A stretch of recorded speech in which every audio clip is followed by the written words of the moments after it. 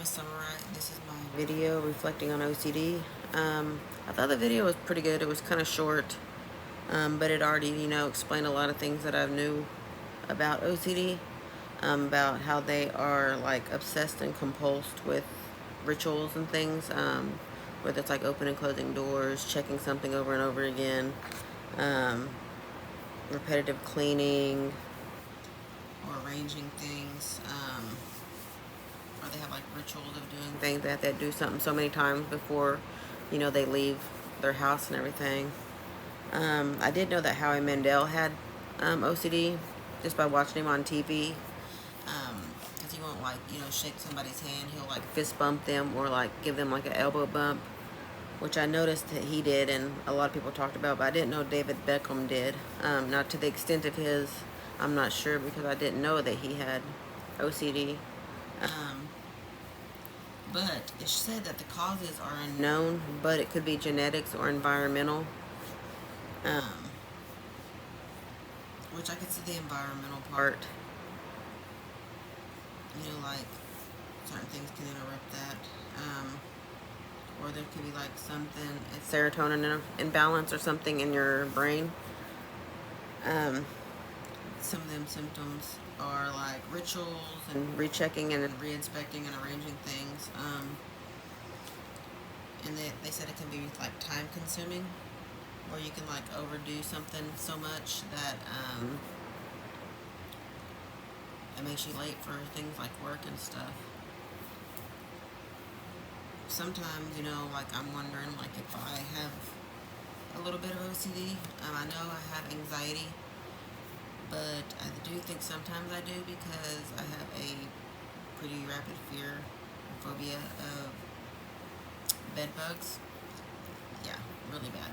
That causes me really bad anxiety, panic attacks, and like if I go stay somewhere, like we go on, out of town and stay somewhere, before I take anything upstairs to our room, whether it's a hotel or Airbnb, I have to like thoroughly search the room, like basically tear the whole bed and stuff apart, continually checking for them. But even when I don't notice anything, I don't see anything, I still kind of have that fear and phobia. So even though I've already checked, I'm still checking throughout the whole time we're staying there. Like it's like I'm obsessed and compulsed, basically. It's to the point to where like I don't sleep very well because I'm like, I don't know, I guess fearful of it. I've never been diagnosed with OCD like I have with anxiety and panic attacks. So like people can be sleeping and I'm like got my flashlight on my phone. I'm still like looking around the bed and under the bed and like everywhere, to the point that it like kind of, how would you say it? It does interrupt my life sometimes. I'm not gonna lie on that. I don't really have like arranging things with it, but I do repeatedly check.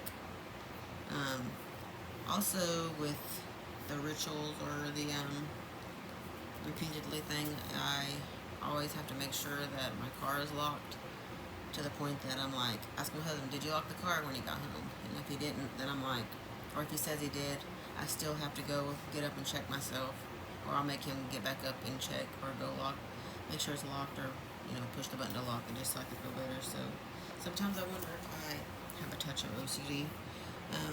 Now the pathology part of it, they said you can have cognitive behavior therapy and exposure and response therapy.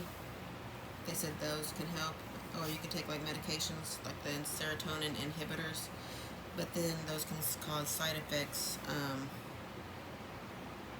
where you have to require more medication to reverse those side effects. So I'm not really sure,